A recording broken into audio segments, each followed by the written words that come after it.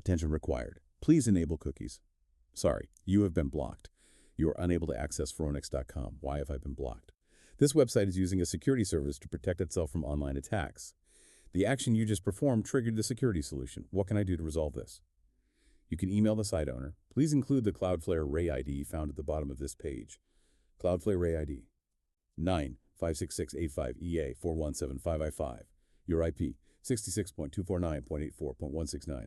Performance and security by Cloudflare. Reading that sterile error message captures the exact feeling of hitting a brick wall while just trying to find basic technical information online today. You sit at your desk, trying to research a simple hardware upgrade, and an automated sentry locks you out of the building.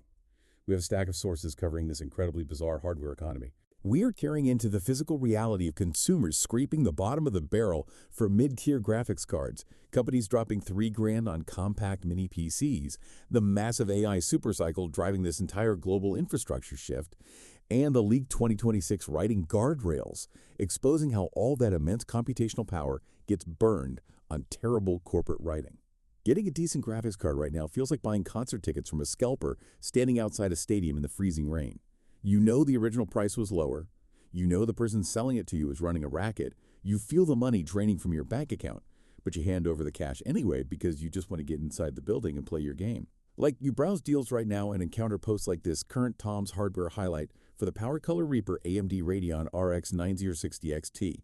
The post pushes a promo code TRWF386 to save $50 off the list price at Newegg or Amazon. That discount brings the total to $419. Which is wild. Celebrating a $419 price tag for a mid-range card that originally launched at $349 perfectly anchors a massive mountain of abstract macroeconomic data to a very painful micro-reality. Global tariffs, disrupted semiconductor supply chains, broad economic inflation, and the insatiable AI hardware boom all trickle down to that checkout screen. Going to checkout feels like getting pickpocketed in broad daylight. Your wallet simply bleeds for mid-tier performance. 16 gigabytes of video memory serves as the absolute baseline for survival in the modern computing landscape. The Power Color Reaper card features 16 GB of GDDR6 VRAM operating on a 128-bit memory bus. It runs a 2620 MHz base clock and pushes a 3230 MHz boost clock. That hardware profile allows it to beat the competing NVIDIA RTX 5060 Ti 8GB model at 1440p resolution gaming on ultra settings. NVIDIA charges $499 for that 8GB model while using faster GDDR7 memory. The entire PC building market currently suffocates under a severe memory constraint. Hardware manufacturers design these cards with bizarre physical bottlenecks. A 128-bit memory bus acts like a narrow one-lane highway. You have 16 gigabytes of capacity, acting as a massive warehouse full of high-resolution textures and game assets. Moving those assets out of the warehouse and onto the screen requires driving them down that single-lane highway. So the processor ends up just waiting for data to arrive? NVIDIA takes the opposite approach with their $499 card. They use GDDR7 memory, which acts like a fleet of hypersonic delivery trucks. Wait, but they only give you an 8-gigabyte warehouse. You get the data instantly, but you run out of assets to draw, causing the game to stutter violently. Consumers lose either way. Developers find themselves forced to invent wild compromises to navigate that hardware starvation.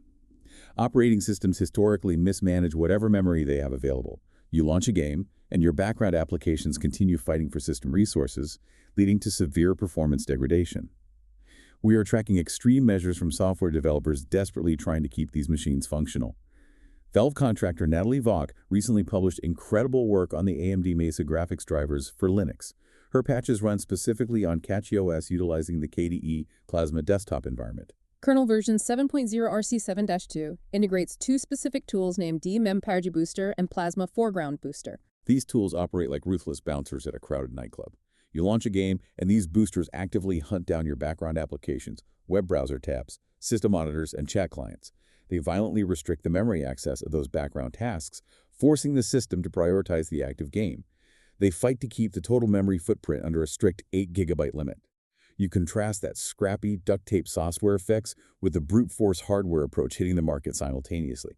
We see the exact opposite philosophy in the new 1X Player 1X Station.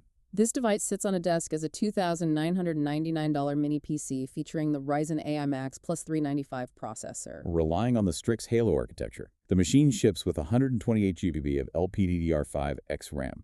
The manufacturer allows users to manually allocate up to 96 gigabytes of video memory directly to the Radeon 8060S integrated GPU. Who on earth boots up a video game requiring 96 gigabytes of video memory? Local AI workloads demand that extreme allocation. Nobody buys a $3,000 mini-PC to play video games. Buyers dropping that kind of money run massive language models directly on the desk without relying on expensive, metered cloud infrastructure. This connects directly to the corporate war supplying the silicon inside these machines. AMD executed a 2-decade strategy to break out of NVIDIA's dominant shadow. Because NVIDIA established a massive software monopoly back in 2006 by releasing CUD. They handed that programming platform away for free to early AI researchers and universities.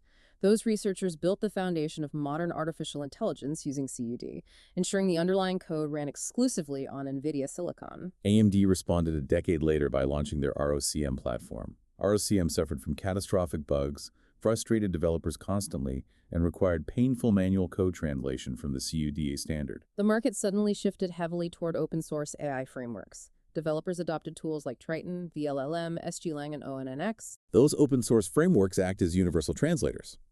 A developer writes their AI code in Python. Triton compiles that Python directly into hardware instructions, bypassing the proprietary CUDA layer entirely. AMD hardware suddenly became highly viable for massive enterprise deployment. Breaking that software monopoly allowed AMD to strike 2 massive capacity deals with Meta and OpenAI. They secured agreements to supply 6 gigawatts of GPU capacity. AMD gave both Meta and OpenAI warrants worth up to 10% of AMD equity based on delivery targets and stock price metrics in exchange for those contracts. Giving away 10% of your entire company just to secure buyers for your hardware sounds completely desperate. Is AMD just buying market share at a massive loss to stay relevant against NVIDIA's dominance? Data centers face a catastrophic shortage of central processing units right now. AMD holds massive pricing power over the entire industry. The artificial intelligence sector currently transitions from training massive models to a phase called inference. Training a model requires brute force parallel computing to process the entire internet simultaneously. NVIDIA GPUs handle that parallel math perfectly. Inference occurs when a user actually types a query into a prompt box, and the model attempts to generate a coherent answer. Inference requires significantly less raw parallel muscle. The industry simultaneously pivots toward agentic AI. Agentic AI takes autonomous action on behalf of a user. You ask an agent to book a flight, negotiate a refund, draft a legal response, or organize a messy spreadsheet. Taking those actions requires complex logic routing. The system must navigate endless decision trees. Central processing units handle sequential logic routing far better than graphics processors. AMD already dominates the data center CPU market. They recently acquired ZT Systems to leverage that exact advantage. ZT Systems designs and builds custom server infrastructure. AMD now sells pre-configured server racks specifically optimized for agentic AI logic routing, proving that sequential processing power restricts data center growth far more than parallel computing muscle. We burn 6 gigawatts of power on those data centers. You pay for that power grid demand every time you shop for a $419 graphics card. Corporations allocate 96 gigabytes of VRAM on $3,000 mini-PCs. We restructure entire global semiconductor supply chains just so these agentic AI systems can generate output. We have the leaked 2026 guardrails document detailing exactly what human editors actively ban from that generated output. It reveals a brutal irony. We build the most powerful computational machines in human history, and they output text mimicking a mid-level manager trying to sound important in a Monday morning email. The leaked document lists specific vocabulary words triggering immediate algorithmic alarm bells. The banned words include multifaceted, seamless, dynamic, and robust. The structural giveaways reveal even deeper mechanical flaws. The machines overuse M-dashes at 10 times the rate of a human writer.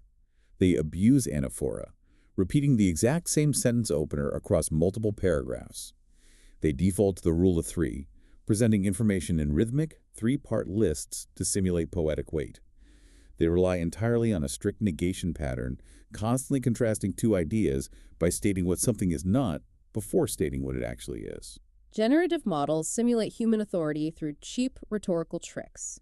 The machines possess the sum of human knowledge but lack genuine curiosity, lived experience, physical sensation, and a cohesive point of view. They manufacture fake pedagogical drama to keep human eyes glued to the screen. They ask questions nobody asked in the first place, only to provide the answer in the very next sentence. They deploy predictive phrases signaling false excitement about mundane facts. They stack qualifiers into single sentences to heavily hedge their claims. Avoiding a definitive stance prevents the model from triggering an error penalty in its underlying training weights. We stare at a bizarre collision of two absolute extremes. You have the immense physical reality of copper wire, silicon wafers, global import tariffs, and 6-gigawatt power grid deals. You feel the very real pain of hunting for a $419 Radeon graphics card just to play a game at 1440p resolution without stuttering. Then you have the entirely artificial reality of the text those multi-billion-dollar machines generate. Frantic human editors now aggressively constrain that text, banning specific structural tricks and outlawing certain adjectives just to maintain the illusion of a human voice. We construct the most expensive, power-hungry infrastructure in human history to run systems that we then must constantly gag to prevent them from sounding like corporate robots. What happens to our fundamental perception of truth when the machine gets just smart enough to hide its own tells?